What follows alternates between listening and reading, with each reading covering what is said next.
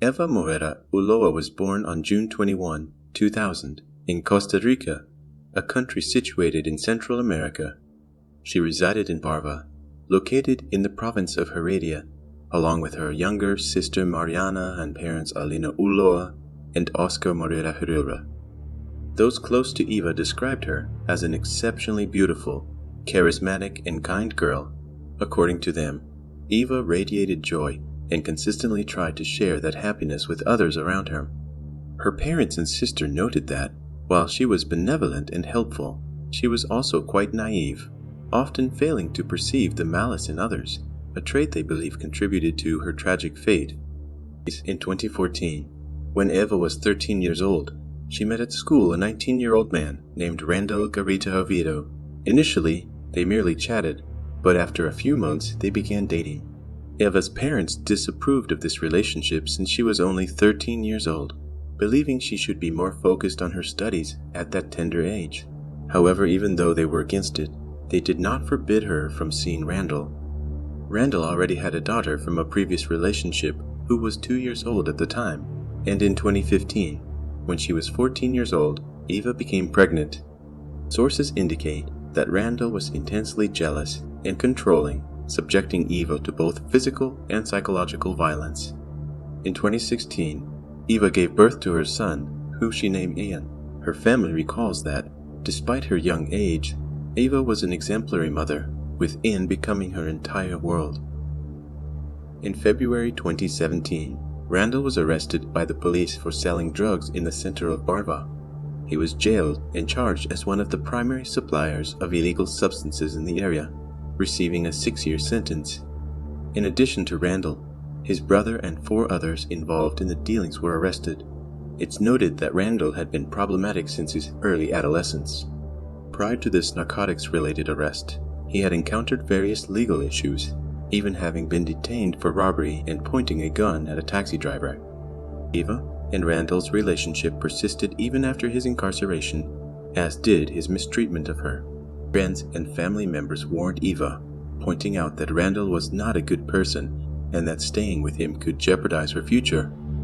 Oscar, her father, affectionately referred to her as the Rebellious Princess in an interview, explaining that despite well-intentioned warnings from others, she continued to follow her heart, even when it wasn't in her best interest. Eva was no stranger to her partner's criminal lifestyle. A few months after Randall's imprisonment, she made a decision. She would end the relationship and raise her son alone. Despite being in prison, Randall asserted that he would assume his responsibility as a father, doing his utmost to provide for Ian and be there for him. In Randall's mind, even though Eva no longer desired a relationship with him, he believed they could still be a family. To some people, Randall didn't wish to stay in contact with Eva because of their son. He was using it as an excuse to see her, holding on to his interest in her and unwilling to let her go. He never accepted her disinterest and was determined to remedy it. In addition to the brother who was arrested with him, Randall had another brother who was free. This free brother began to monitor Eva's every move at Randall's behest. Randall insisted on knowing everything that Eva did, despite her explicit wishes to sever all ties with him. Randall's brother kept a watchful eye on the girl whenever he could, subsequently relaying the collected information to his incarcerated brother. And soon, the news reached Randall that Eva was in a new relationship. Randall was furious, and even though he was arrested, he started making threats to Eva and her family. Consequently, Eva requested a protective order against Randall, ensuring she wouldn't have to bring her son to visit him in prison, and also sought assistance from the National Institute of Women of Costa Rica. After all, despite being behind bars, Randall had contacts outside who could harm her and her family.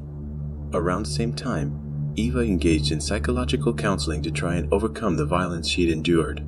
To further complicate matters, this new relationship Eva entered also turned problematic.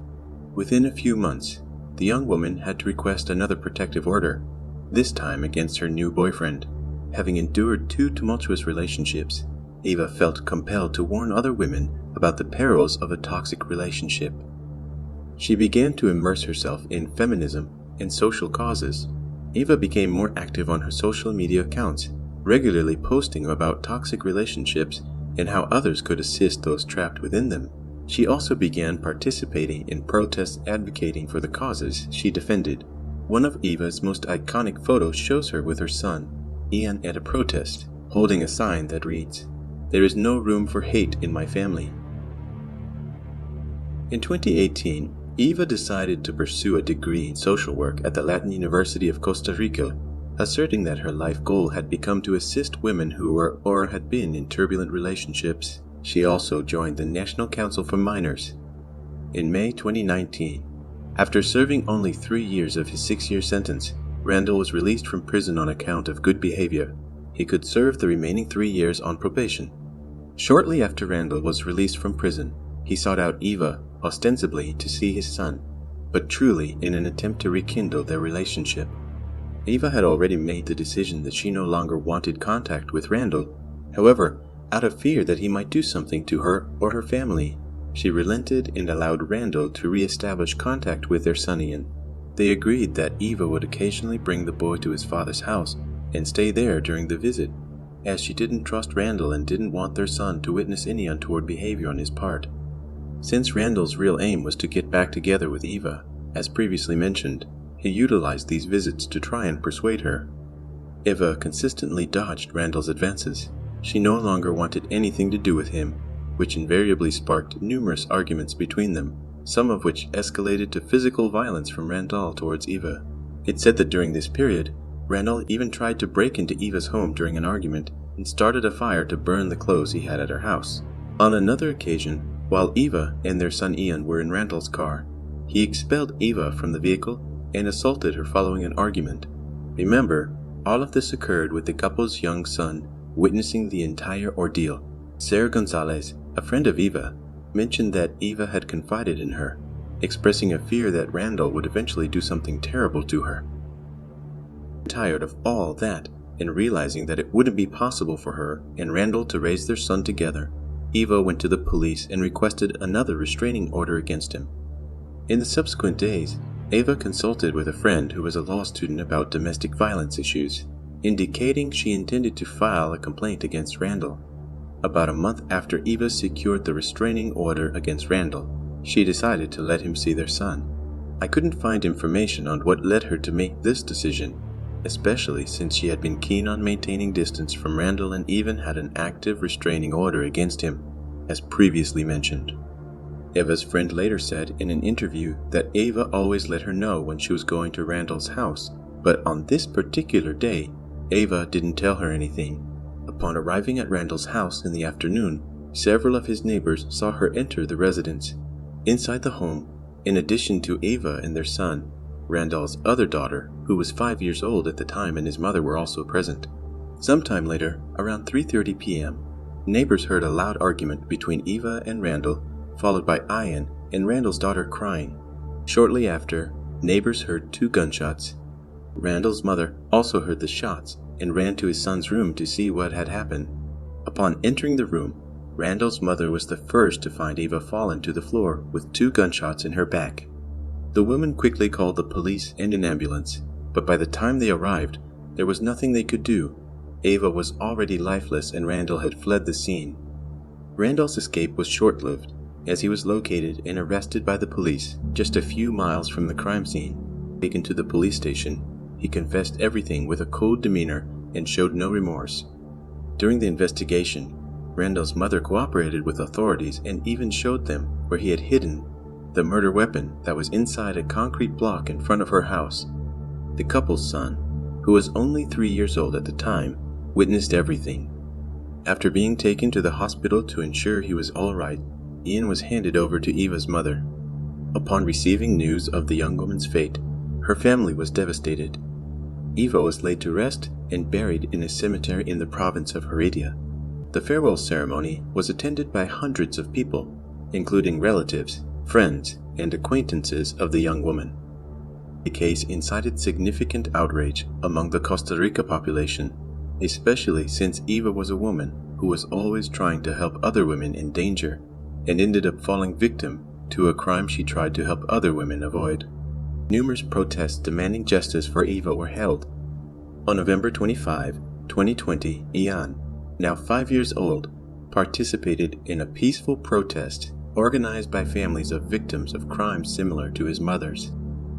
Randall was in preventive detention since November 2019 when he committed the crime, and his trial only began in February 2022 in the Huria court.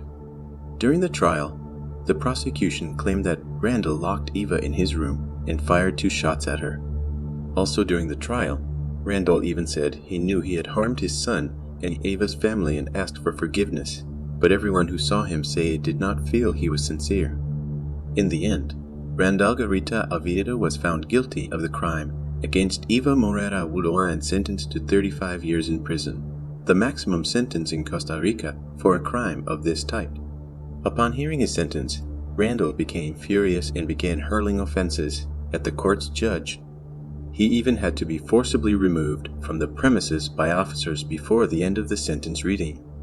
Currently, Randall is serving his sentence in a prison in the province of Heredia.